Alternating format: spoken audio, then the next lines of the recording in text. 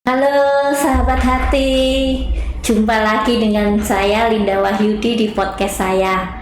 Kali ini saya kedatangan tamu yang bagi saya masih muda dibandingkan dengan saya, tapi pekerjaannya sudah luar biasa. Cristoboni. Halo Chris, thank you ya. Kamu mau bersedia untuk berbagi. Ya, soalnya saya melihat kamu adalah salah satu tokoh yang langka buat saya pribadi. Jadi yang mengambil keputusan jalan hidup seperti kamu tidak banyak, dan untuk itu saya ingin kamu maulah berbagi sedikit kenapa sih kamu kok ngambil keputusan seperti itu. Oke.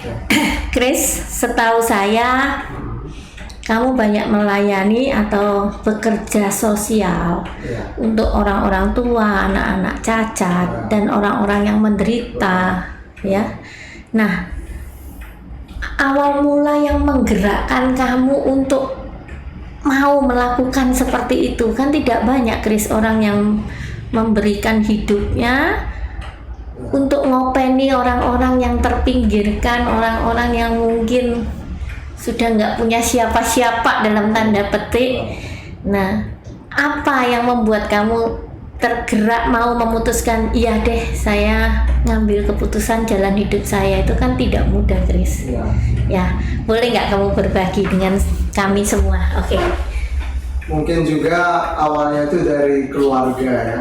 Mungkin saya lihat ayah saya sering membantu orang susah. Ayah saya tentara, tapi dia sering mempunyai banyak waktu juga untuk melayani orang susah. Ibu juga mantan bidan, karena jadi istri tentara, jadi dia ikut mendampingi suami. Dia lepaskan bidannya, hanya sesekali ada orang sakit yang disuntik. Lalu dalam cerita-cerita mereka kan seringkali zaman dulu ibu juga berkarya di Bumre, itu orang tidak bisa bayar ya dilayani dengan baik saja ya, dengan sukarela, karena mereka bisa bayar, karena mereka kasih kelapa sebagai penggantinya. Dan sampai sekarang ibu juga kadang masih diingat sebagai bidan kembar di Bumre itu. Memang ibu kembar? Kembarannya di Lombok. Oh, oke. Ya, kembarannya buka praktek dulu di Lombok, tapi ibu tidak. Ibu berhenti karena jadi istri tentara.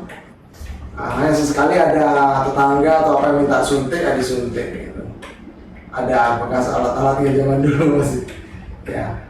Lalu ayah, kadang-kadang saya perhatikan dulu saya masih SD, itu dia kadang pulang malam nolong orang yang sakit atau orang yang meninggal, diurus kadang pagi, sudah jam 4 pagi pintu diketuk, ada orang meninggal, dia berangkat.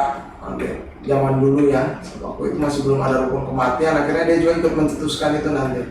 Rukun kematian kalau dasar sama Pak Petrus, Toko Halus. Nah, dari situ mungkin pelan-pelan ada benih ya, karena dia ajak saya juga mengunjungi orang sakit, orang menderita, orang susah gitu. Jadi kamu belajarnya langsung? Belajar langsung, jadi saya lihat oh begini. Nah, kemudian saya masuk seminari SMP di Tuka. Oke, Ya, kamu lulusan seminari. Tuka ya, seminari Tuka, Romohadi. Kemudian saya ada baca satu buku waktu itu yang cukup kadang-kadang menyentuh saya. Buku yang sangat sederhana, itu buku tentang penampakan Bunda Maria Fatima. Jadi di sana ada 3 anak miskin kan, Lucia, Francisco, Jacinta. Lalu Bunda Maria minta kita untuk berdoa dan bersilih bagi pertolongan orang berdosa. Dengan beberapa visionnya akan terjadi begini. Kalau manusia tidak bertobat, kalau bertobat terjadi begini. Lalu saya baca di situ banyak sekali juga jiwa itu menuju neraka. Karena sedikit sekali orang yang berdoa dan melakukan silih untuk mereka, melakukan amal kasih dan kebaikan. Kemudian saya berpikir, dari situ saya juga berpikir ya, saya pikir kita ini karena hidup cuma satu kali ya. Saya SMP, kemudian SMA di Flores, lalu masuk frater juga di Flores. Karena saya berpikir bahwa kita punya kesempatan hidup cuma satu kali. Sebagai apapun kita cuma punya hidup cuma satu kali, dan kita harus berusaha melakukan kebaikan.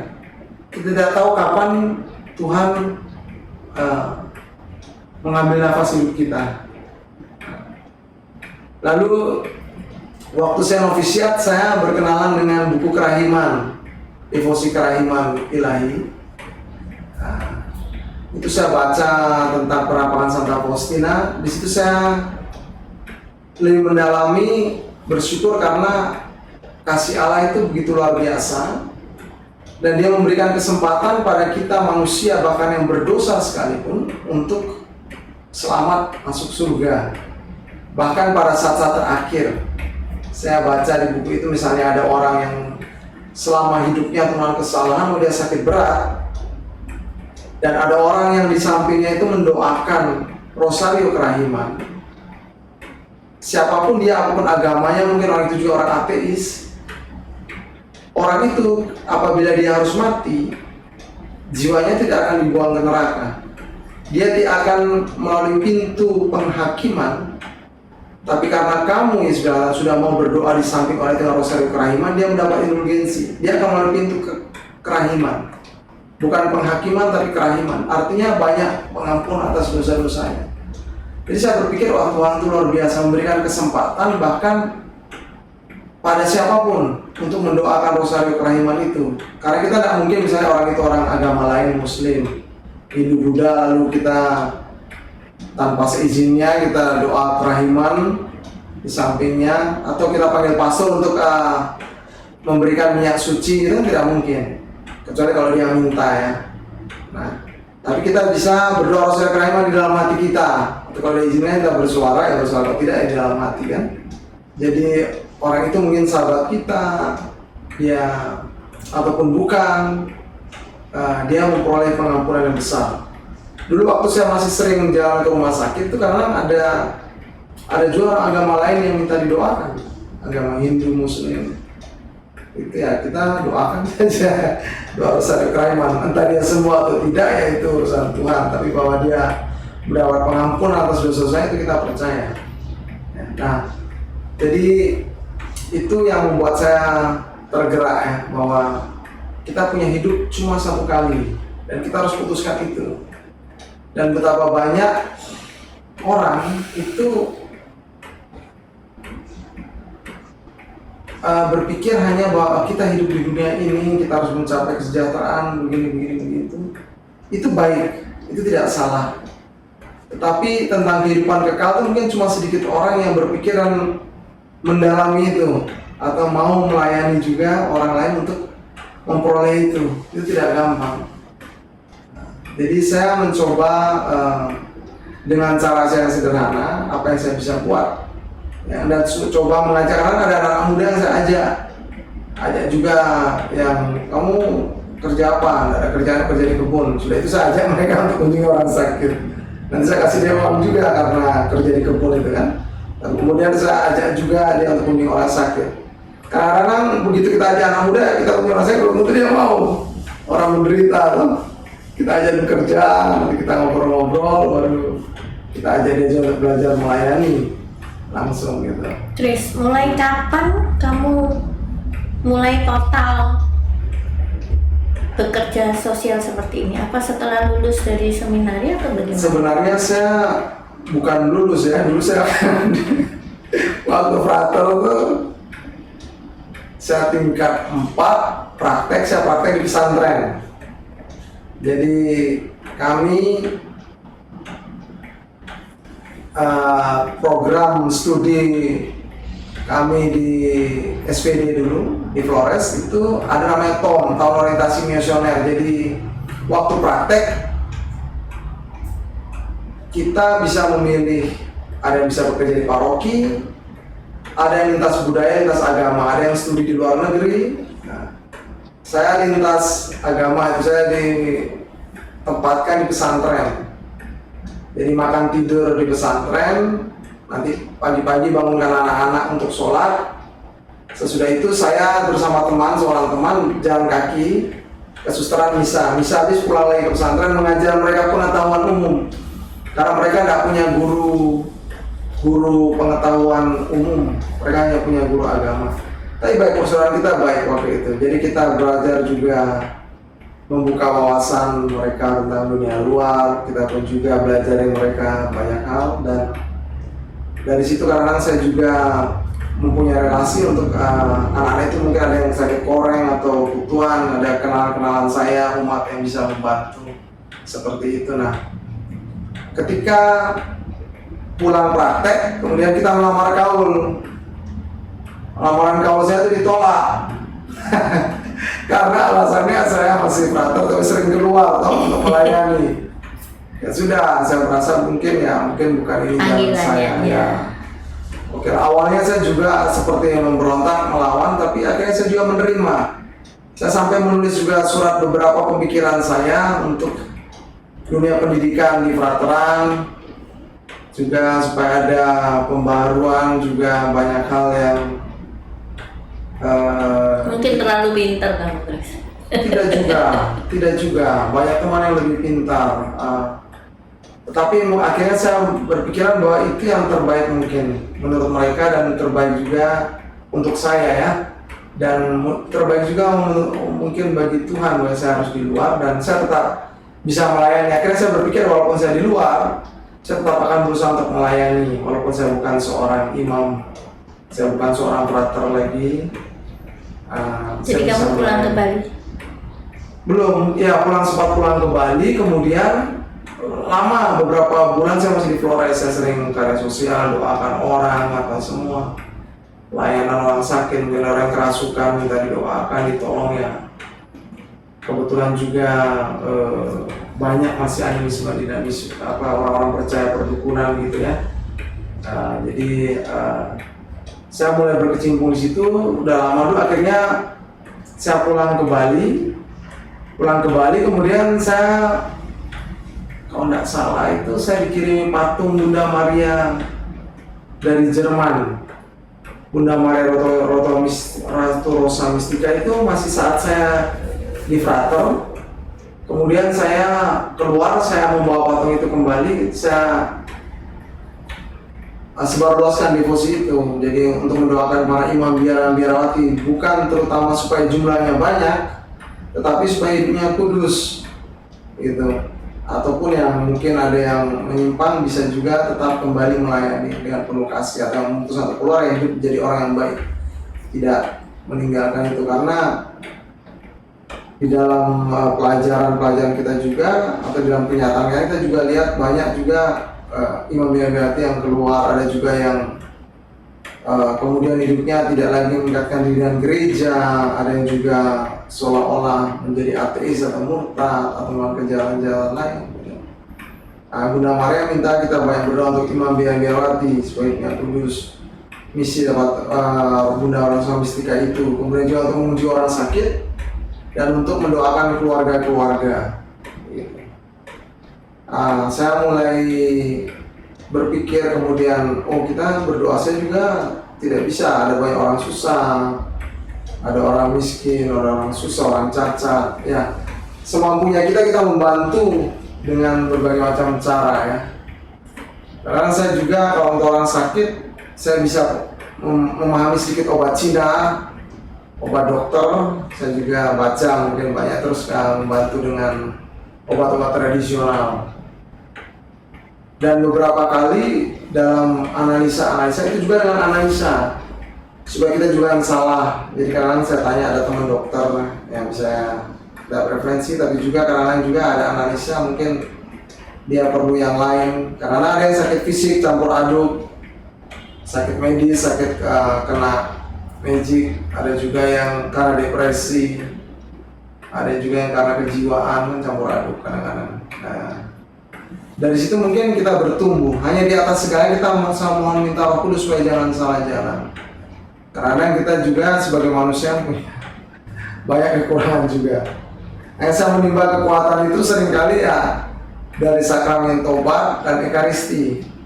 Saya berusaha sedapat mungkin untuk lebih rajin menerima sakramen tobat dan ekaristi itu sesering mungkin karena itu kekuatan ya. Chris, ketika kamu ngambil keputusan jalan hidup seperti ini, bagaimana reaksi orang tuamu? Ya, awal-awalnya mereka juga kadang-kadang bilang, kamu ini kerjaannya apa, begini begitu, tidak jelas. Dulu saya ditawarkan untuk menjadi seorang pegawai negeri, saya menolak. Saya jadi kantor agama, saya bilang saya mungkin tidak bisa duduk diam di tempat mata saya panas ya.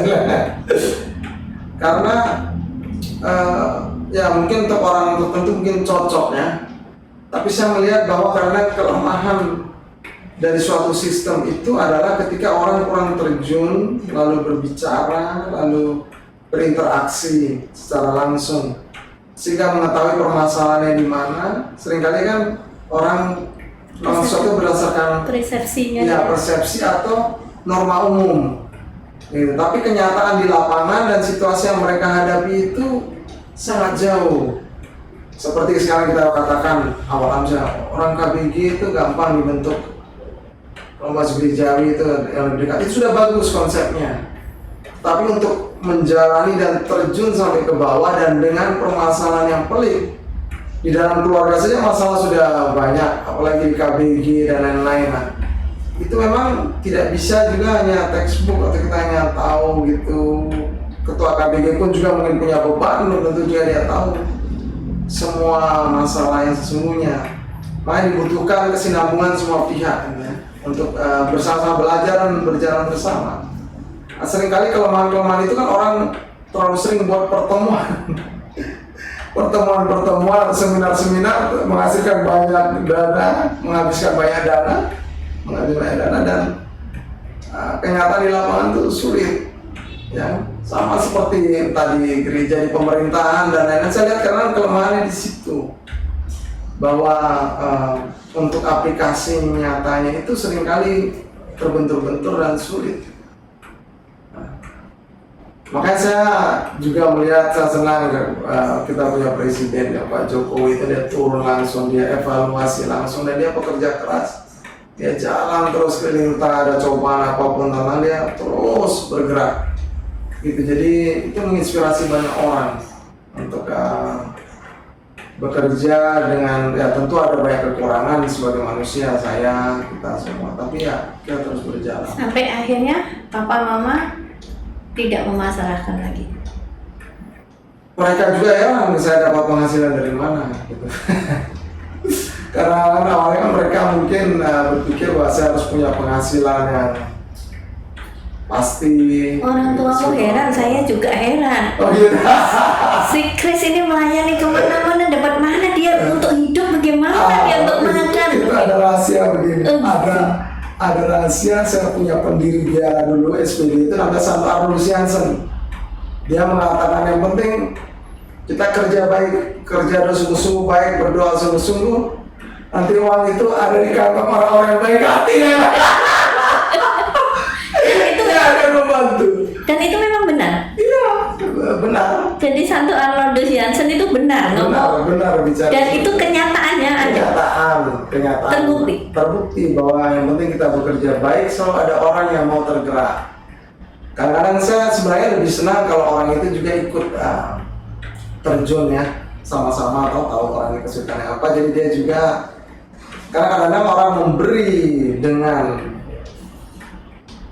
harta, membantu itu baik sekali, tetapi sebenarnya orang yang kita layani itu juga sebenarnya dia juga memberikan kepada kita sesuatu, inspirasi, atau juga ada orang yang bertahan dalam penderitaannya, itu dia juga sebenarnya memberi pada kita membantu dia. Jadi kamu beruntung, kamu yang dapat inspirasinya toh. Soalnya ada orang yang memang dia punya keinginan untuk membantu orang, tetapi kondisinya atau keadaannya tidak memungkinkan. Maka orang-orang seperti kamu itu diperlukan. Jadi saling mengisi. Ya, kamu juga butuh mereka. Betul. Gitu. Iya, mereka juga kadang-kadang ada yang ikut sesekali, pernah ada yang ikut terus karena situasi keadaan, karena mereka juga membantu dengan cara lain. Makanya karena saya ingin menginspirasi mereka untuk siapa saja sebenarnya bisa melakukan. Jadi siapapun di tempat manapun dalam situasi keadaan apapun bisa melakukan kebaikan-kebaikan itu kecil-kecil. Sebenarnya banyak yang bisa kita lakukan. Hanya mungkin mulainya dari mana, mungkin orang. Tapi kadang-kadang kamu pengen punya maksud seperti itu, tapi kadang-kadang tidak semua hal baik bisa kita lakukan loh, Chris. Betul. Jadi mungkin ada jatahnya sendiri-sendiri. Kamu punya hati untuk bergerak, kamu punya pengetahuan, kamu punya kemauan, kamu punya cinta yang besar, dan tidak semua orang seperti itu. Ada dia terbatas dengan keluarga, dia terbatas dengan apa. Jadi dia cuma bisa, ya sudah Chris, saya punya sedikit ini untuk orang-orang yang saya ingin bantu, tapi saya nggak bisa terlibat. Itu pasti ada kan, Chris? Dan kita juga nggak bisa kita memaksakan, memberi inspirasi pun nggak bisa. Kondisi mereka bukan kondisi kita kan, gitu. Betul. Nah, seperti enggak, yang saya maksudkan tuh begini, karena ada orang juga yang misalnya dia tidak punya uang banyak, tapi saya lebih bahagia kalau misalnya bercerita sama mereka untuk menginspirasi mereka. Anak-anak muda misalnya, saya bilang, kamu habis kerja, kamu dapat uang, kamu bisa bantu orang tuamu, tapi juga kalau kamu ketemu di jalan orang-orang susah, yang betul susah lah ya saya bilang, atau kamu lihat ibu tua yang jalan bawa kerupuk, ya, dia jalan tertati-tati, kamu beli kerupuknya, biarpun dia harganya dia jual cuma 5.000, kamu kasih dia 10.000, tidak apa-apa. Kamu minta dia nanti, ibu doakan saya selalu mengatakan pada orang begitu, itu berkatnya besar untuk ibu itu dan untuk kamu juga, saya selalu mengatakan gitu. Dan beberapa kenalan saya sampaikan itu dan mereka mulai melakukan itu. Kan tidak harus kita punya uang banyak untuk berbuat baik. Chris, selama kamu pelayanan, ada nggak kamu mengalami sesuatu yang sangat menyentuh kamu, yang menjadi kekuatan juga buat kamu? Mungkin banyak, tapi maksud saya, ya boleh nggak berbagi satu aja gitu?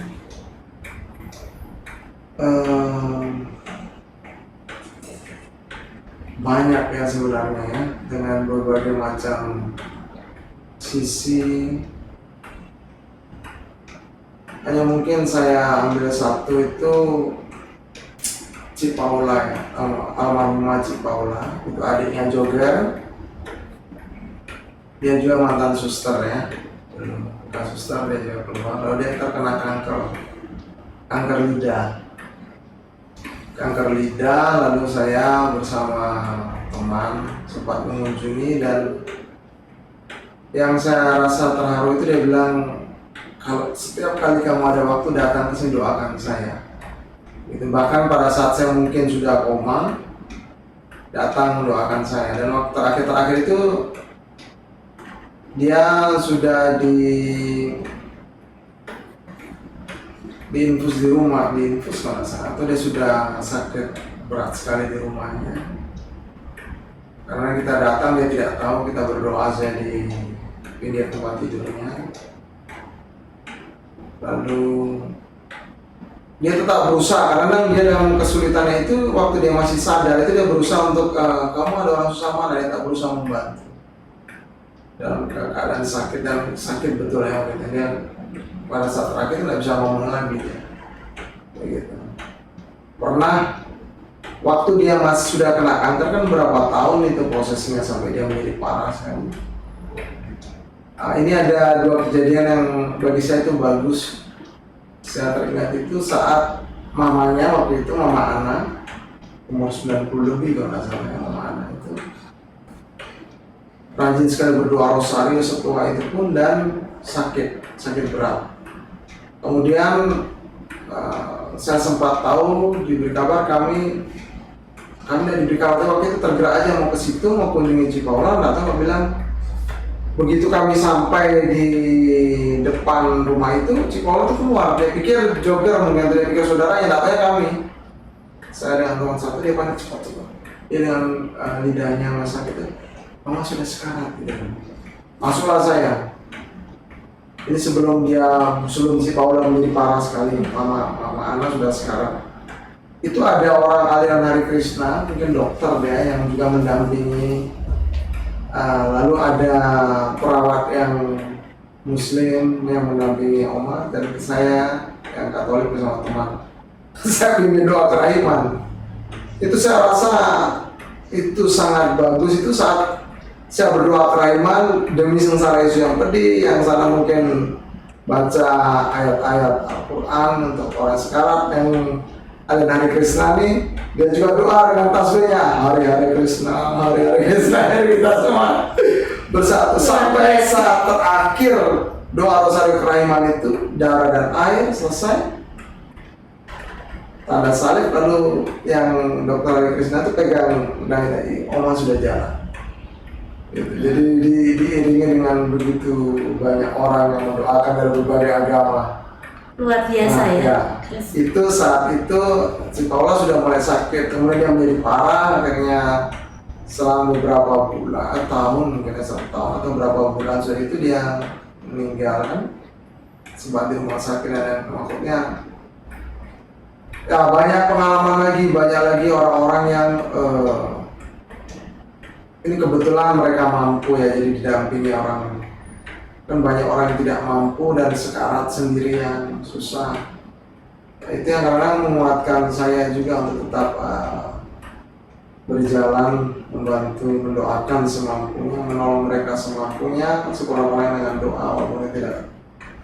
Iya, untuk orang-orang yang sehat, misalnya kayak saya gitu, mungkin kita nggak pernah berpikir tentang nanti kalau sekarat siapa yang dampingin saya itu kan nggak pernah kita mikir gitu loh. Makanya karena kita nggak pernah mikir, jadi mungkin tidak tergerak juga gitu loh. Untuk menemani orang yang sekarat begitu loh. Benar-benar. Kadang seringkali orang yang sedang sekarat itu orang kadang sibuk dengan cari obat ini itu. Itu tidak salah juga, itu baik, tapi jangan lupa doanya yang bisa saya ingatkan orang. Jangan lupa kalian mendoakan dia yang sedang sekarat ini, kalian sangat butuh itu doa itu. Bukan terutama obat juga bagus, tapi kalau sudah seajalnya mati kita cari obat dimanapun juga tidak bisa. Karena orang lupakan itu. Saya perhatikan banyak orang masih menginginkan mungkin orang yang dia kasih itu hidup, jadi sibuk telepon ini itu, cari obat di sini. Padahal dia sebentar lagi sudah mungkin akan meninggal. Bagaimana kamu bisa semendalam itu? Karena buku itu, karena 2 buku itu. Doa kerahiman itu. Dan devosi kerahiman itu. Karena mungkin kita menjalankan lalu inspirasi itu mungkin saya percaya Roh Kudus mungkin menggerakkan ya. Jadi kita tahu bahwa orang ini sangat butuh doa kita saat-saat terakhir. Yesus sendiri mengatakan itu, orang-orang yang sekarat itu sangat butuh didoakan, didampingi. Gila ya. Kerahimannya. Soalnya gini loh, Chris, menurut saya nih, kadang-kadang manusia itu selagi punya tenaga yang seperti tadi saya ngomong, itu kita nggak pernah berpikir bagaimana kondisi tidak berdaya itu loh, Chris. Iya, betul. Saya jujur pernah kejadian yang saya merasakan bahwa saya ini arogan. Jadi waktu saya operasi angkat kandungan, saya nggak ngasih tahu siapapun. Saya pikir saya nggak mau merepotkan semua orang, saya bisa kok, saya bisa. Tapi di saat mau masuk kamar operasi, saya masih ingat kakak saya, wah nanti kalau nggak saya kabarin, saya diomelin nih gitu. Mau operasi sebesar ini kok saya nggak ngabarin. Akhirnya saya bilang sama suami saya, kabarin ya kakak saya. Bener, dia masih keburu datang. Saya sudah waktu mau masuk kan, dia bilang, kamu gila ya, operasi segini gede kamu nggak ngabarin saya, nggak ngabarin siapa-siapa. Seakan-akan saya ini kuat gitu loh. Chris, saya bilang enggak, saya nggak mau ngerepotin siapa-siapa. Ternyata Chris keluar dari kamar operasi, benar-benar kita ini membutuhkan seseorang, Chris. Saya saat itu merasa bersyukur ada kakak-kakak saya di situ. Saya bilang, aduh Tuhan, segitu sombongnya saya pada saat saya kuat, saya merasa saya nggak mau merepotin siapa-siapa gitu loh. Seakan-akan bisa sendiri. Mungkin banyak orang yang kayak saya. Jadi mereka nggak pernah berpikir nanti masa sekarat itu bahwa kita ini benar-benar butuh orang. Kita merasa kita bisa kok sendiri, kita nggak usah ngerepotin orang. Soalnya saya habis operasi itu saya betul-betul dicelikkan, disadarkan bahwa saya butuh orang. Kesombongan saya selama ini dari kecil, maksudnya selalu mengatakan saya bisa sendiri. Saya tidak mau merepotkan siapa-siapa. Ternyata di saat kita lemah itu Iya. nggak bisa loh. Nggak bisa. Iya. Makanya kamu ngomong begini menyadarkan saya, oh ini dia orang bahwa sekarat itu Iya. pengen didampingi Benar, seseorang. benar, sangat benar dan sangat menyedihkan saat mereka kadang-kadang misalnya pernah ada beda paham lalu belum bisa saling mengampuni, itu kadang-kadang juga sangat menyedihkan. Makanya butuh sangat banyak doa kerahiman ya. Misalnya ada anggota keluarga yang bermusuhan gitu kan, itu kan sangat menyedihkan. Padahal dia sudah saat terakhir harusnya saling, baik dari pihak yang sakit mungkin dengan bisa apa-apa lagi, tapi dari pihak sebelah kalau belum bisa mengampuni datang, harusnya kan ada pengampunan besar. Thank you ya Chris, kamu menginspirasi saya loh Iya, bahwa iya ya butuh seseorang ya gitu iya, di saat iya, kritis ya. iya, baik sekali. Thank you. Iya, Semoga iya. podcast ini juga Iya. menginspirasi orang banyak bahwa Iya. di saat orang sekarat itu dia sangat-sangat butuh. Betul. Selama ini saya memikirkan bahwa kalau orang lahir baru butuh ditemenin gitu. Jadi saya mengabdikan diri, dua anak satu anak satu menantu ya. Waktu melahirkan saya berjanji saya akan temani semuanya. Dan saya juga sering anak-anaknya teman saya bilang pokoknya kalau kamu mau melahirkan, kalau kamu pengen ditemenin, kamu boleh kontak saya sewaktu-waktu, saya akan temenin kamu. Oke. Ternyata orang sekarat pun butuh ditemenin. Iya. Thank you. Saya nggak mikir itu. Iya.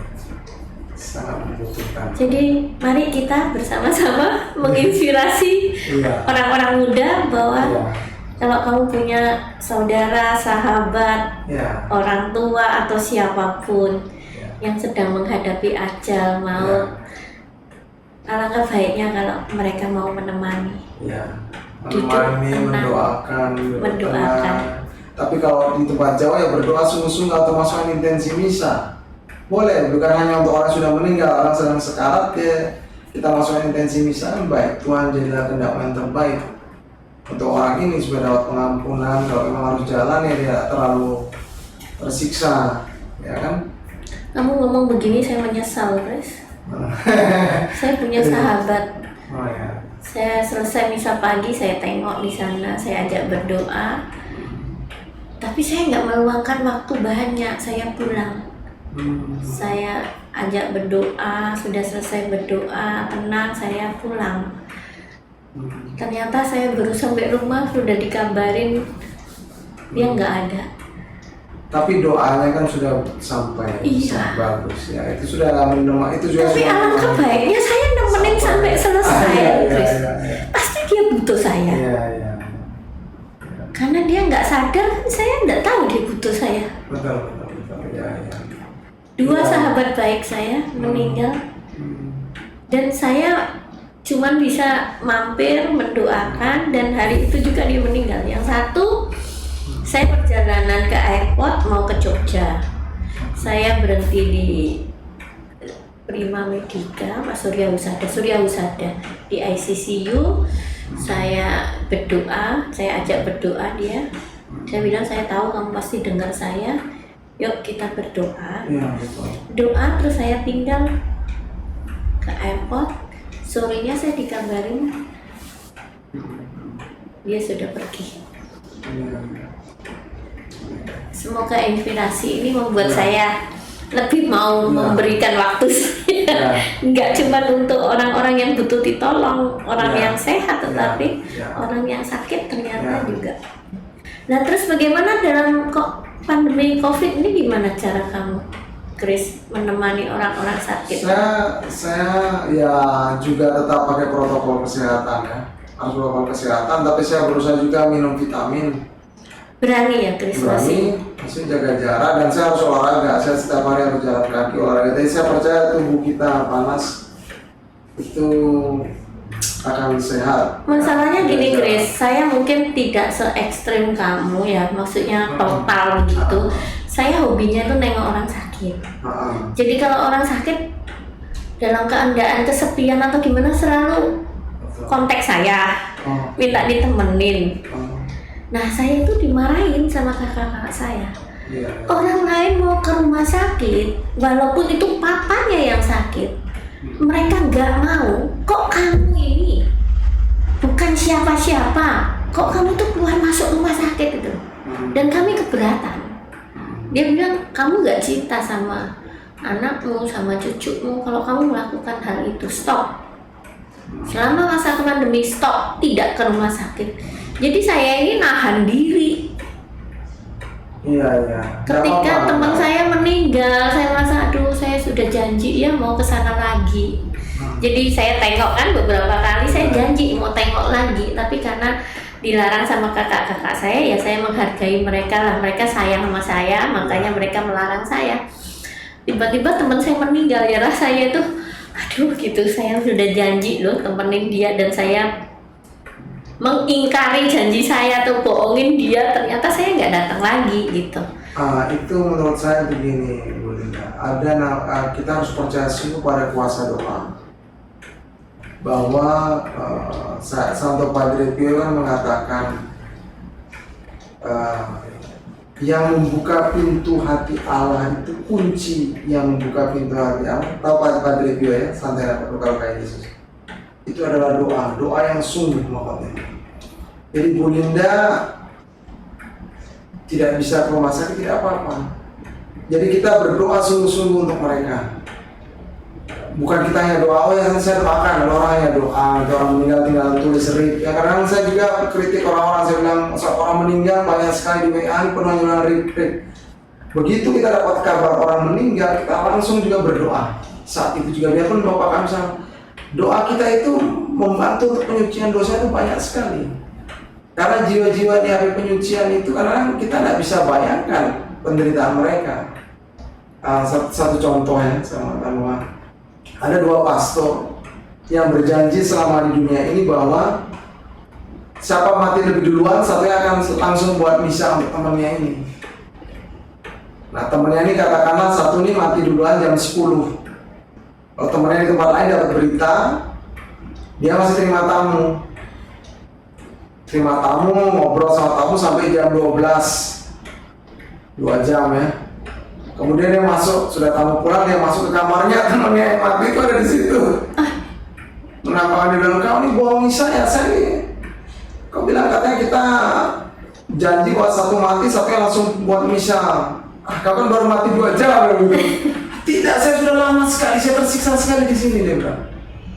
Nah itu, betapa kita dari kisah ini kita tahu bahwa begitu kita dengar orang mati, kita langsung berdoa. Doa kita itu sangat membantu dia. Jangan saya mengatakan jangan kita hanya tulis rip. Bapak kami selama malamnya 1 kali pun cukup kalau kita sibuk. Sungguh-sungguh, tapi saat kita mendengar berita orang mati, dia sangat butuh itu. Nah saya katakan pada teman-teman orang di KB, jangan hanya tulis rip. Banyak sekali orang bilang rip, kamu doa apa enggak? Jangan sampai tengah malam atau mungkin lupa lagi. Ya kita bilang semoga bahagia. Itu bukan doa. Kita hanya sampaikan semua keluarga yang ditinggalkan dikuatkan melalui WA. Tapi orang yang mati ini yang butuh doa. Makanya kan orang-orang kalau di tempat-tempat tertentu itu ada lagi yang mengalami duduk jaga mayat, main kartu, main judi lagi. Sampai kasihan sekali juga itu, dia butuh doa, orang malah duduk minum kopi, jaga mayat, ngobrol, dia butuh banyak sekali doa. Nah seandainya kita memahami itu, nanti kita mati baru kita tahu bahwa doa kita itu sangat berdoa untuk dia, dan kita pun juga sangat butuh didoakan saat kita mati. Bukan terutama yang lain-lain ya, doa gitu ya, kuasa doa. Dan saat Bu Linda nggak bisa mengunjungi teman misalnya, Bu Linda berdoa sungguh-sungguh di kamar untuk dia, entah rosario kerahiman, itu sudah cukup karena dan kita bisa sebenarnya mengutus malaikat pelindung kita. Ini kan ajaran gereja Katolik yang sering dilupakan di katekismus. Kita bisa mengutus, meminta malaikat pelindung kita untuk menemani orang itu saat dia sakit berat itu, karena saya tidak bisa, karena situasi keadaan saya tidak bisa menemani. Malaikat pelindung kita akan patuh. Itu Padre Pio mengatakan, alangkah ajaibnya Allah, Dia memberikan kita seorang makhluk surgawi yang luar biasa, yang tidak pernah meninggalkan kita. Bahkan saat kita jatuh dalam dosa, Dia tidak meninggalkan kita, hanya Dia bersedih berusaha menarik kita kembali pada jalan Tuhan. Malaikat pelindung. Dan Dia begitu taat. Dia lebih taat. Waktu Padre Pio didatangi orang yang bilang malaikat pelindung saya begini, dia komplain, dia bilang, malaikat pelindungmu itu lebih taat daripada dirimu sendiri, taat pada Allah.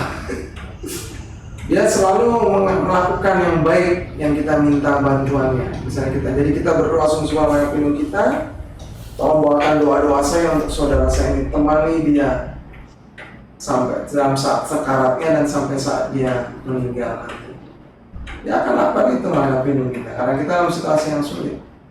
Nah, mungkin dalam situasi saat ini sebenarnya COVID ini menginspirasi banyak hal sejauh kita memaknainya ya. Memang dia seolah memisahkan, tetapi sebenarnya orang yang sungguh-sungguh mau hidup beriman, karena kita katakan gereja sepi. Sekarang saatnya kita bawa gereja itu dalam rumah hati kita, dalam keluarga kita, ya kan? Ke tengah-tengah masyarakat orang-orang yang susah, kita bawa gereja itu ke situ dengan berbagai macam cara. Mungkin kita tidak bisa saling mengunjungi dengan berdoa di dalam keluarga dan lain-lain seperti itu.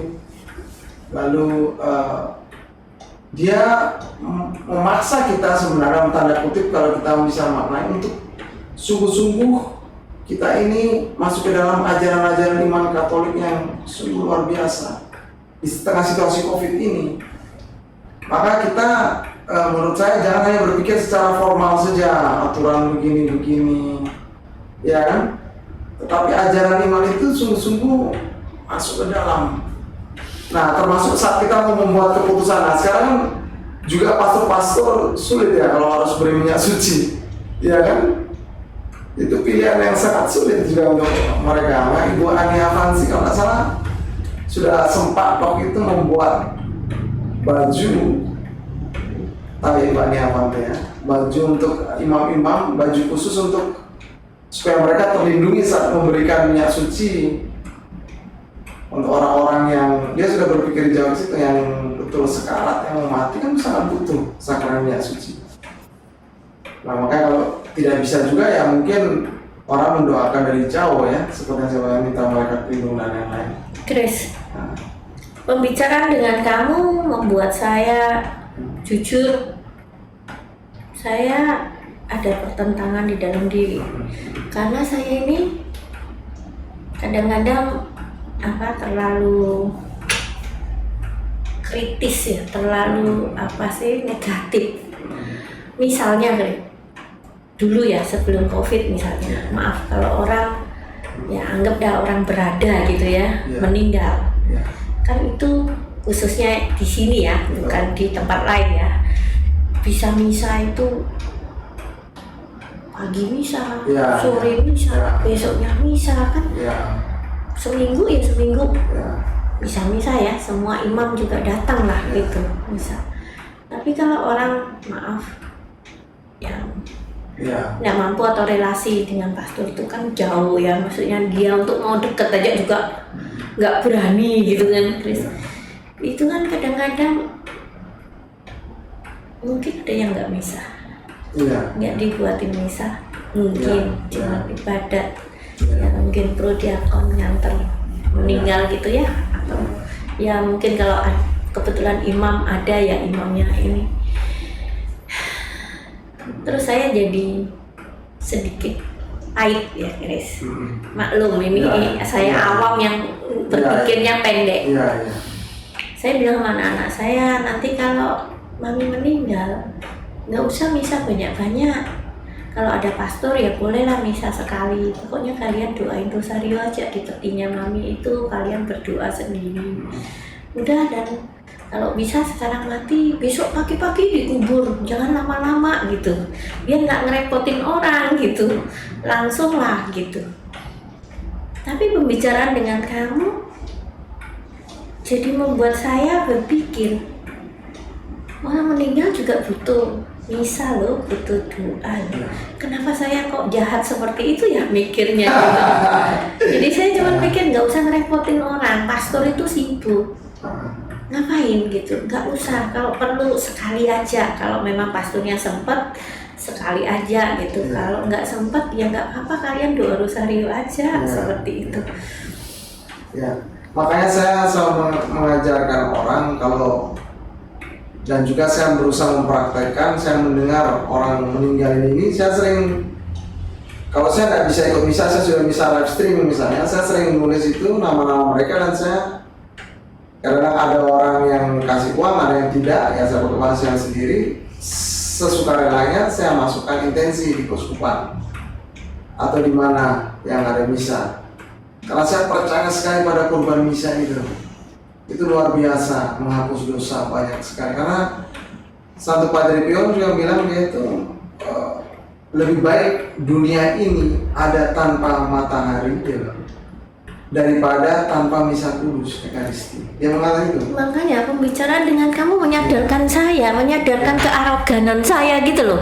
Bahwa saya bilang enggak, orang-orang kaya itu bisa misa 10-20 kali dengan 30 imam, berapa imam aja bisa gitu. Saya bilang enggak, biar misa sekali aja, sebagai anggota gereja ya sudah dimisain, selesai. Kalau memang nggak ada yang sempat, semua sibuk, ya sudah doa rosario.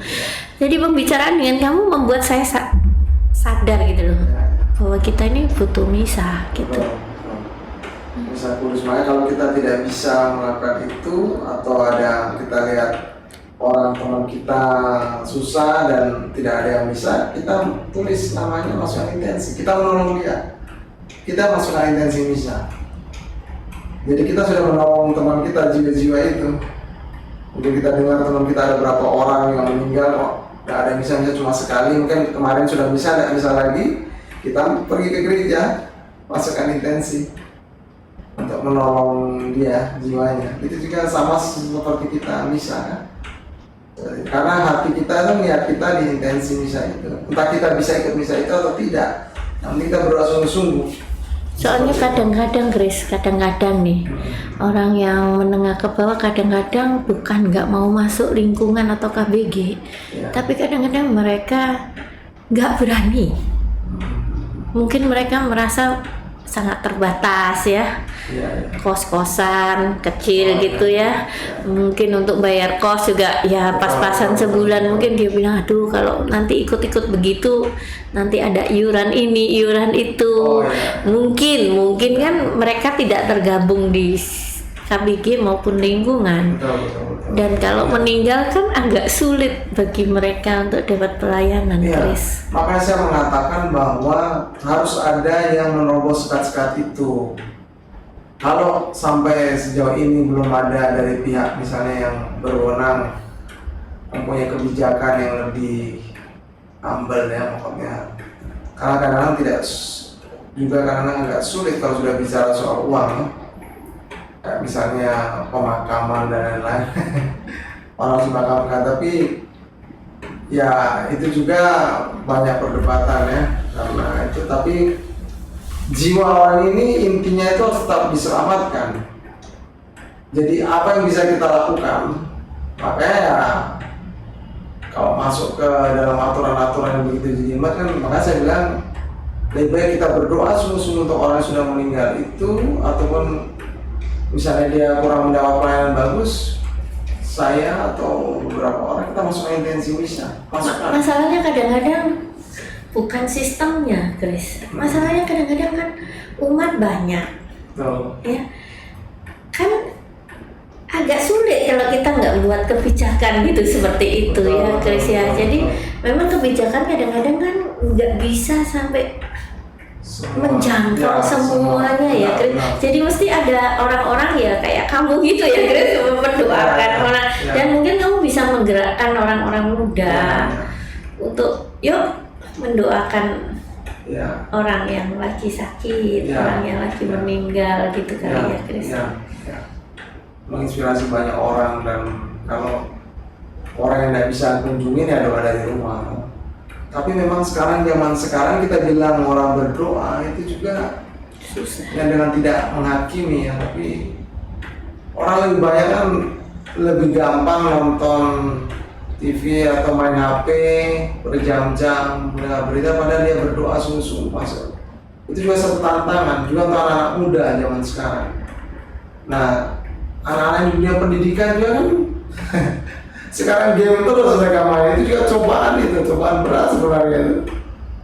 Kuota yang dikasih itu benar untuk sekolah atau untuk game lain-lain itu karena juga tantangan sekarang saya rasa coba untuk anak-anak muda itu juga anak-anak sekolah ya juga Sekarang jauh lebih berat ya. Yang zaman saya aja enggak pakai handphonean aja, saya baru tersadar setelah tua-tua ini. Di waktu saya retret meditasi cinta kasih ilahi di Melung di sebuah gunung gitu, itu kan pastornya ngomong terus bahwa kita ini sudah menyumbang dosa pada dunia itu universal, saling berhubungan. Nah, kita ini masing-masing sudah nyumbang dosa di dalam dunia. Alangkah baiknya kalau kita juga nyumbang doa. Jadi retret itu kami 8 jam harus berdoa. Seperti itu, jadi 2 jam itu dipindah tempatnya. Jadi kayak ada yang di goa 2 jam, terus ada yang di ruang adorasi 2 jam, ada di mana 2 jam. Jadi mendoakan semua orang. Terus saya pikir ngapain ya mendoakan anak kecil yang kena abuse, mendoakan sakit kanker, mendoakan semua disebut. Terus saya pikir ngapain gitu pertamanya. Kita sendiri belum beres, di lingkungan kita belum beres, ngapain kita harus mendoakan yang jauh-jauh begitu kan? Ternyata ya itu tadi Romo mengatakan menyumbang doa untuk semua. Nah terus saya dekat sama beberapa teman yang beragama Buddha kan. Nah mereka berdoa semoga semua makhluk hidup berbahagia. Dari situ saya mulai sadar, oh itu ya yang disebut nyumbang doa, semoga semua makhluk hidup berbahagia. Terus itu dia ulang-ulang sebagai kunci katanya. Terus saya ngobrol sama kamu disadarkan lagi, iya ya perlunya kita mendoakan orang lain, mendoakan bahkan orang yang kita tidak kenal. Berarti tantangan anak muda semakin berat. Mereka mendoakan orang tuanya aja kayaknya kadang-kadang lebih ketarik gadgetnya kan ya. Atau juga nggak pernah punya pikiran ke arah situ. Siapa yang ajak omong mereka? Tantangannya banyak sekali. Tantangan untuk anak sekarang untuk supaya diem itu susah. Pikirannya diem loh. Itu susah sekali. Oke, Chris, thank you ya, bahwa ternyata ada orang yang memilih hidup kayak kamu ya. Kamu puas, Chris? Sangat bahagia dan ini walaupun belum sempurna ya, tetap berjalan bersama teman-teman. Kamu tidak pernah mikir, aduh, kok susah ya? Maaf ya, Chris, misalnya saya pengen beli handphone aja susah gitu, misalnya seperti itu. Kamu nggak pernah berpikir begitu? Tidak pernah. Oh ya? Tidak pernah. Kamu nggak mengatakan masa hidupku saya baktikan untuk orang-orang yang mungkin nggak pernah balas kamu? Ya, baik, nggak apa-apa. Nggak apa-apa. Nggak apa-apa, baik ya. Karena kita percaya bahwa hidup ini kan sebenarnya kesempatan yang Tuhan berikan. Hidup saya pun sebenarnya satu anugerah. Kita adalah orang yang berhutang, karena saya orang juga berhutang pada Tuhan ya. Maksudnya kita hidup ini sebenarnya kan kita hutang kita sama Tuhan Allah. Nggak pernah, Chris. Misalnya melihat orang lain kok enak ya bisa berlibur ke sini ke sana, nggak pernah. Oh enggak, sudah enggak.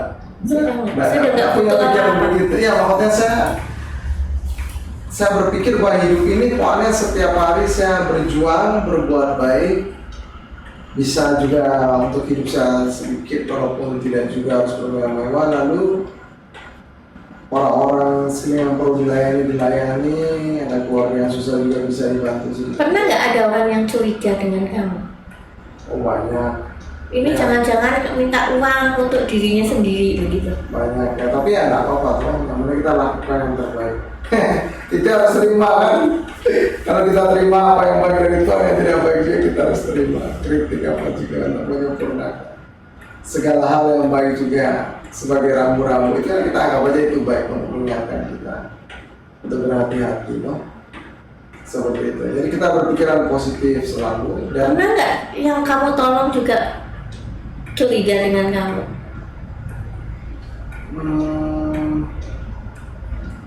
Kamu mungkin, sudah memberikan diri dan kamu tidak dipercayai. Mungkin ada ya, hanya kan bahasa simbolnya kan karena saya berpikir yang penting kita lakukan sesuatu yang baik. Jangan fokus pada itu, nanti kalau saya fokus pada itu saya tidak bisa melayani dengan baik nanti. Jadi cinta kita jadi kabur toh. Kamu tidak pernah merasa sedih karena penolakan, Chris? Sedih tapi mungkin sesaat ya. Sedih mungkin sesaat karena mungkin itu rahmat dari kerahiman ya. Kerahiman Tuhan, karena saya selalu berdoa rosari kerahiman dan selalu berdevosi itu, lalu berusaha. Jadi kalau saya berdoa, sedikit sharing ya, sesudah saya ucap syukur misalnya dimuliakan Allah Bapa, kami bersyukur padamu, lalu saya mohon Tuhan Yesus ampuni dosa-dosa saya, keluarga saya, mahasiswa yang sudah meninggal. Ampuni orang-orang yang bersalah pada saya, orang yang membenci saya, yang bermaksud pada saya.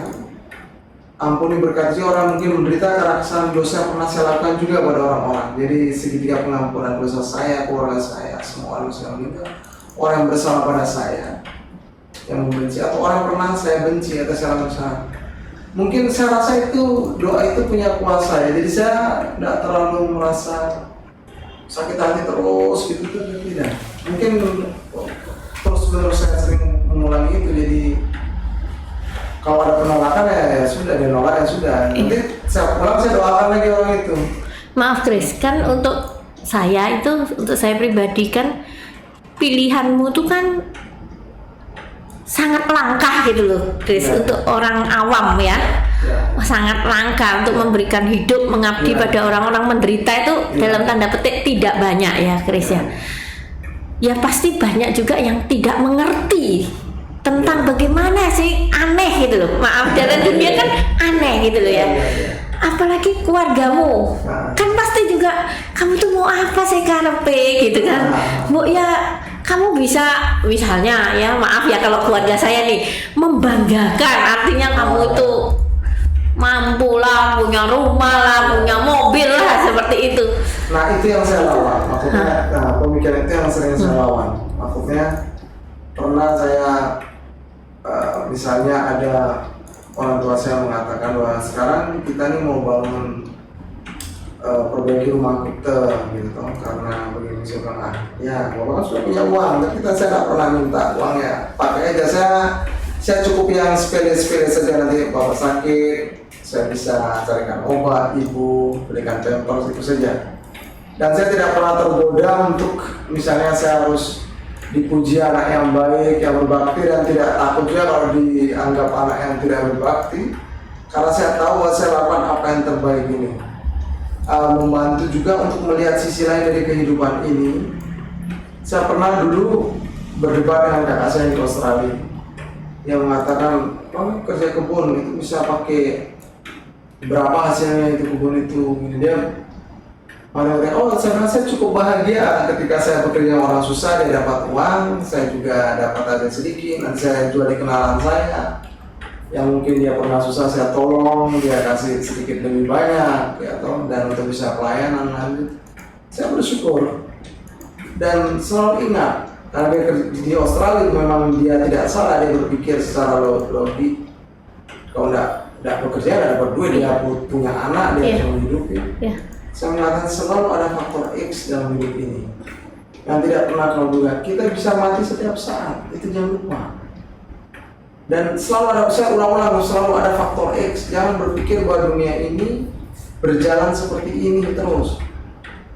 Saya mati dan kemudian COVID, semua dibolak-balikkan oleh Tuhan. Sebenarnya COVID ini memaksa kita dalam tanda kutip positif untuk mengikuti seperti yang Tuhan mau cara berpikir Tuhan. Kalau tidak ada COVID, Bali mungkin sudah lama hancur, arti habis semua, orang begitu serakah. Itu lebih bencana, lebih mengerikan sebenarnya. Orang menjadi serakah ya tuh. Saya selalu mengatakan orang yang punya 2 rumah atau punya kos-kosan 2, 3, dia tidak pernah berpikir saya sumbang 1 untuk orang jompo. Itu bisa dia lakukan, begitu gampang seharusnya, tapi dia tidak mau. Dia mengatakan saya harus tambah 3, 4, 5. Hampir semua orang berpikir seperti itu. Maka saya melawan cara berpikir itu.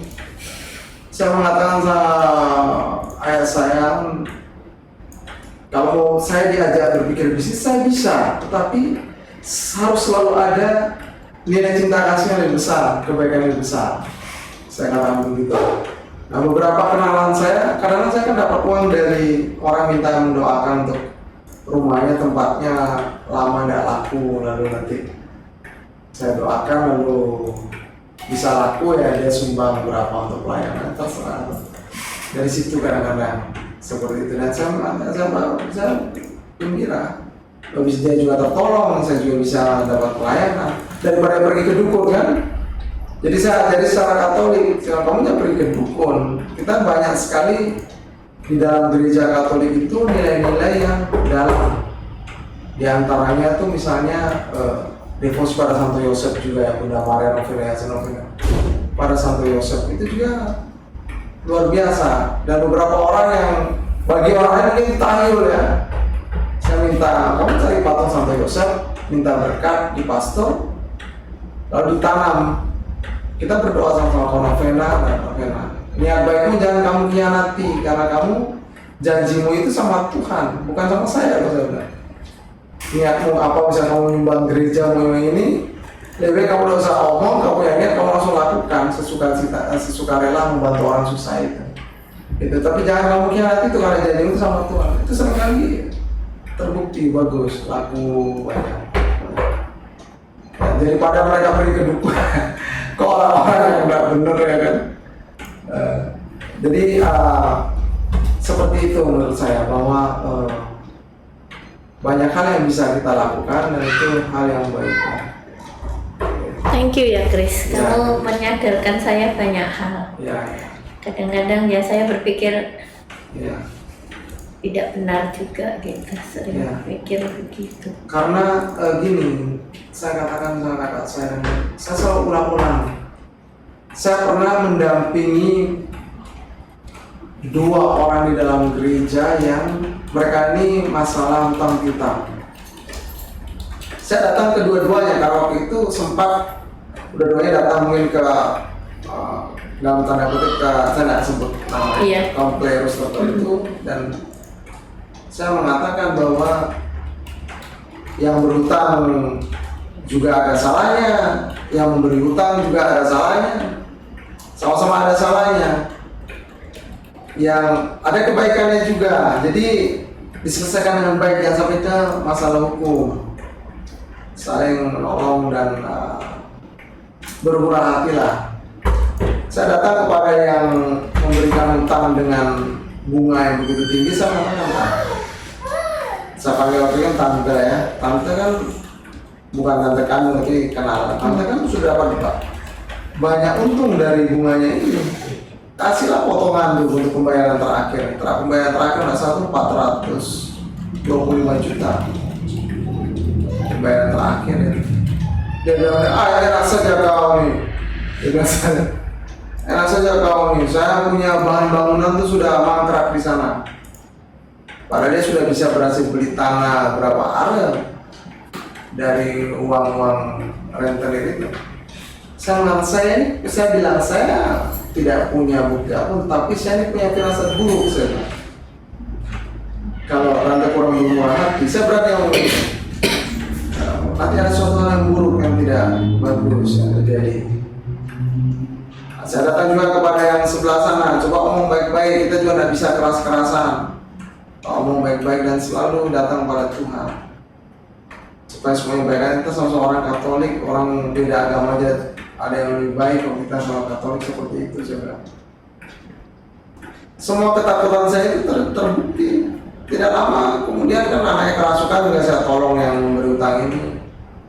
Tidak lama kemudian ada ribut-ribut apa semua. Terus karena saya dekat dalam arti saat mereka susah saya sudah mendampingi mereka, jadi saya berani bicara begitu.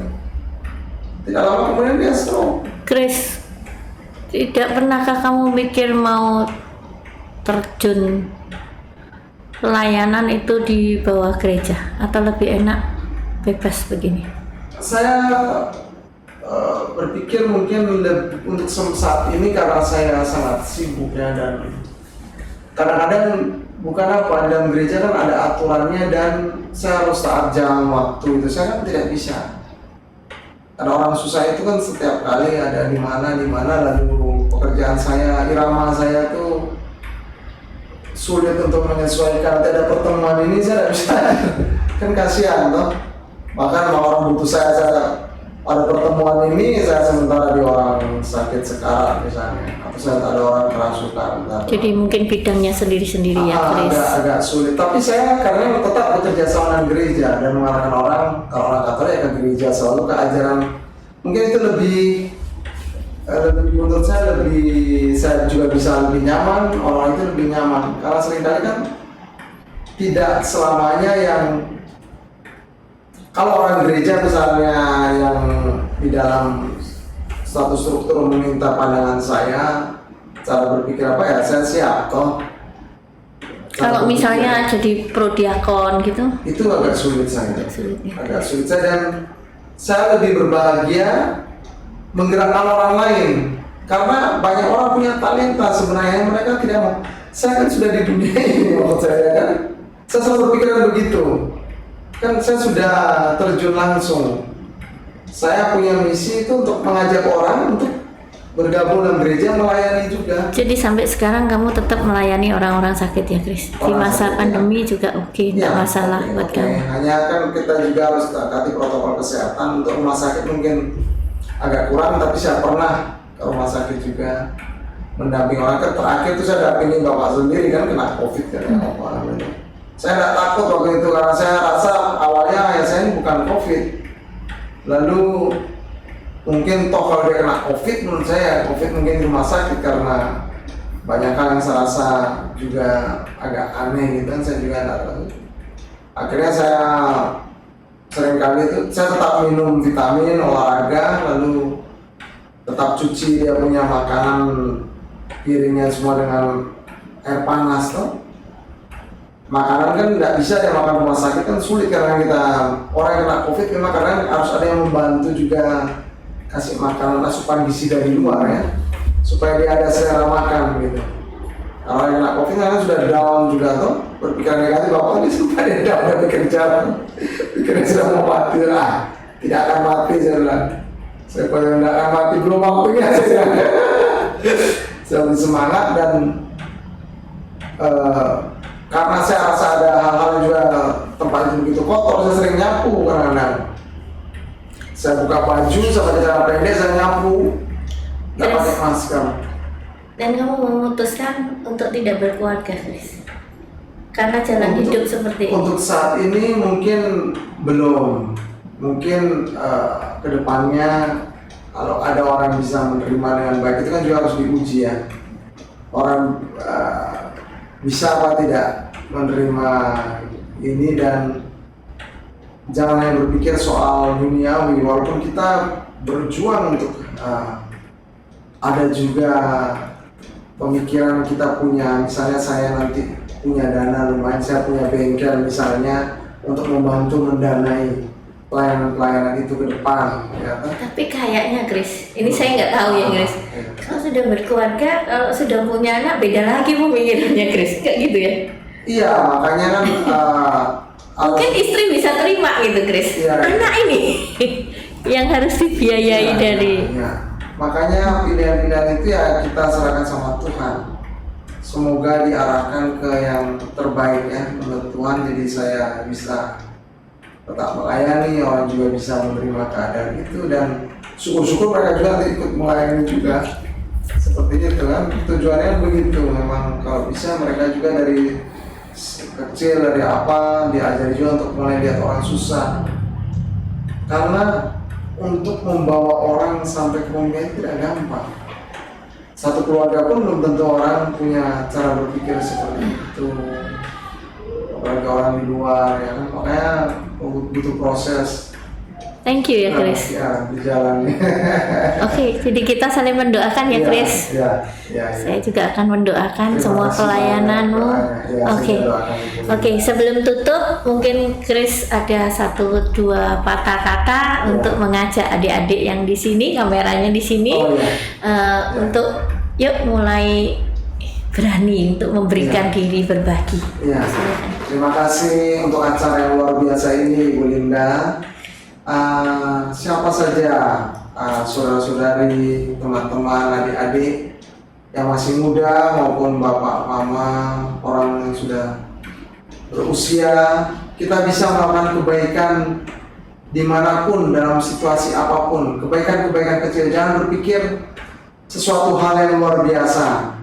Mulailah dengan hal yang kecil, mungkin dengan orang-orang di sekeliling kita, dari sisi kebersihan, dari sisi menjaga protokol kesehatan, tapi juga berbuat baik melalui doa. Doa itu bisa menembus batas waktu, ruang untuk siapa saja.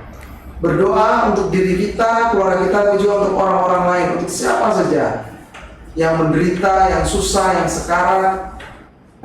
Banyak sekali orang yang membutuhkan doa-doa kita. Maka gunakanlah waktu dan kesempatan yang masih Tuhan izinkan kita, nafas hidup yang masih diizinkan Tuhan kita hidup ini, untuk melakukan kebaikan. Apa saja yang bisa kita lakukan, tidak selamanya dengan uang yang besar, uang yang banyak, tapi dengan sumbangan-sumbangan kecil kita. Jangan lihat jumlahnya, tapi lihat nilai hati dan ketulusannya. Kadang-kadang kita bisa ketemukan orang yang susah itu ada di jalan, ada mungkin di pinggir gereja, atau juga ada keluarga kita sendiri yang mungkin tidak kita pikirkan yang harus ditolong. Mungkin kita tidak bisa membantunya dengan uang, tapi bantulah sungguh-sungguh lewat doa-doa kita, lewat tegur sapa kita, lewat kata-kata kita yang menguatkan dia, ataupun juga lewat pengampunan kita. Karena ada orang yang membutuhkan pengampunan kita dan kita tidak memberikan itu. Kita mengampuni dia, pengampunan itu sangat mahal, maka kita berusaha memberikannya kepada mereka. Karena Tuhan lebih dahulu mengampuni kita dengan tanpa hitung-hitungan.